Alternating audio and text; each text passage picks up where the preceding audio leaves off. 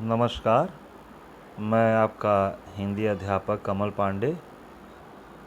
आज का जो हमारा पाठ है वो कक्षा 12 से लिया गया है और पाठ का शीर्षक है रॉबर्ट नर्सिंग होम में।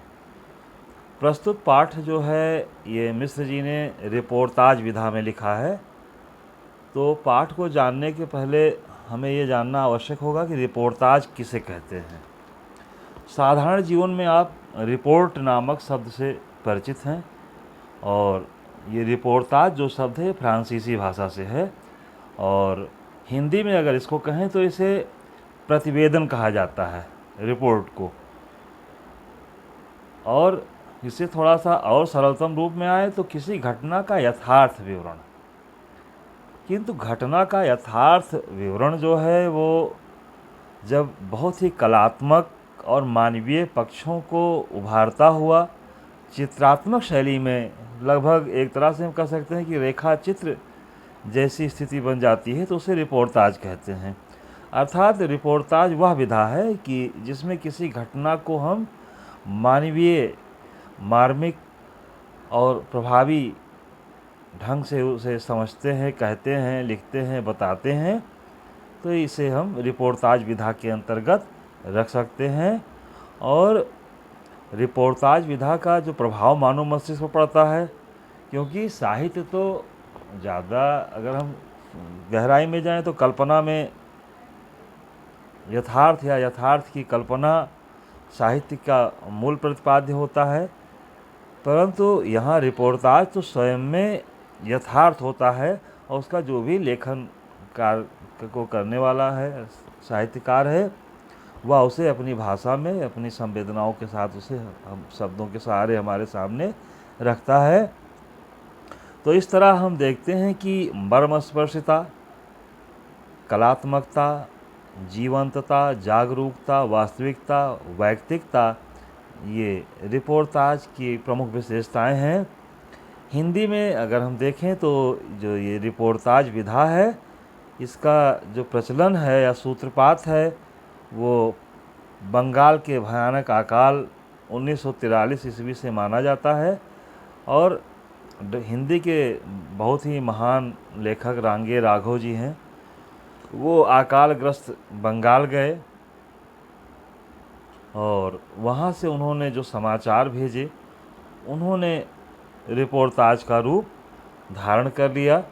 वस्तुतः दैनिक समाचारों में या रिपोर्ताज में जो एक बहुत बारीक सी रेखा है वह है कि जो समाचार होते हैं वह शुद्ध व्यावसायिक दृष्टिकोण से होते हैं या सूचना प्रवाह के लिए होते हैं, जबकि यहाँ रिपोर्ताज का जो उद्देश्य होता है वो मनुष्य की संवेदनाओं को झंकृत करना होता है। इसके बाद शिवदान सिंह चौहान ने लक्ष्मीपुरा 1938 को लिखा और ये भी माना जाता है कि ये हिंदी का प्रथम रिपोर्ताज है। और प्रकाश चंद्र गुप्त की स्वराज भवन, अल्मोड़े का बाजार, बंगाल का अकाल, उपेंद्र नाथ अश्क की पहाड़ों में प्रेममयी संगति और राम नारायण उपाध्याय की गरीब और अमीर, भदंत आनंद कौशलायन की देश की मिट्टी बोलती है। तो ये प्रमुख रिपोर्ताज हमको हिंदी रिपोर्ताज लेखन के शैशवावस्था में दिखाई देते हैं।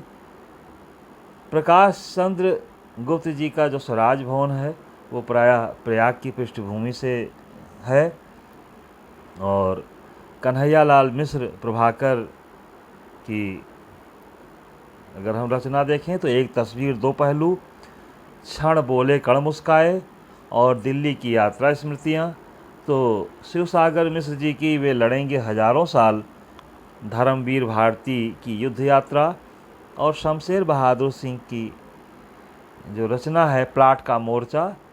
तो ये रिपोर्ताज विधा की बहुत ही सार्थक और प्रभावी, अगर हम कहें सरल शब्दों में तो ये बहुत समर्थ रचनाएं हैं।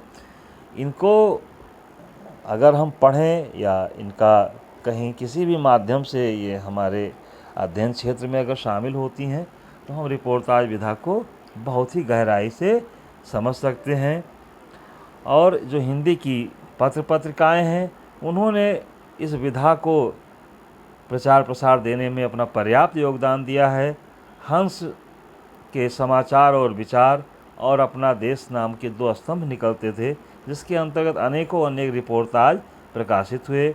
नया पथ, ज्ञानोदय, कल्पना, माध्यम, दिनमान, धर्मयुग, साप्ताहिक हिंदुस्तान में समय समय पर अनेक महत्वपूर्ण रिपोर्टाज विभिन्न स्तंभों के अंतर्गत प्रकाशित होते रहे हैं, जिनका महत्वपूर्ण लेखन डॉक्टर भागवत शरण उपाध्याय, फणीश्वर नाथ रेणु, जगदीश प्रसाद चतुर्वेदी, निर्मल वर्मा, कमलेश्वर, लक्ष्मीकांत वर्मा और अनेकों महान धन्य जो लेखक हैं हमारी हिंदी के, उनके द्वारा संपन्न किया गया।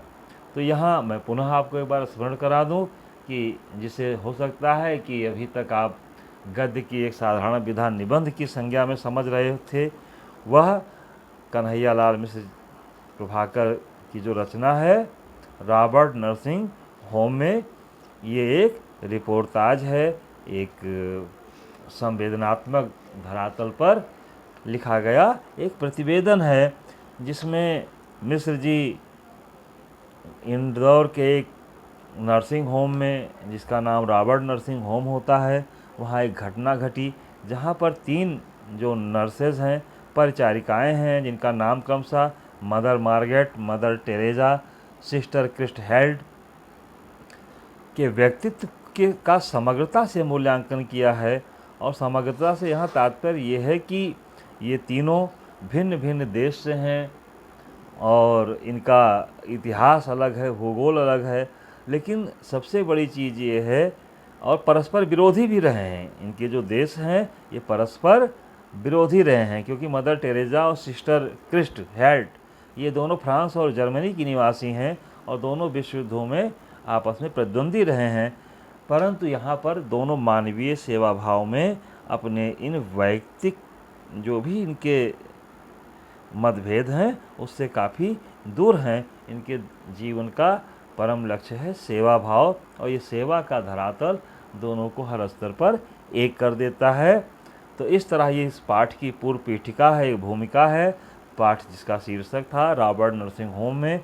और इस निवेदन से मैं यहाँ समाप्त कर रहा हूँ कि इस पाठ को आप स्वयं से कम 3 बार बहुत ही दत्तचित्त होकर पढ़ लें, और फिर हम इस पाठ को आपके मध्य अपने स्तर से रखेंगे। आज के लिए इतना ही। धन्यवाद। नमस्कार।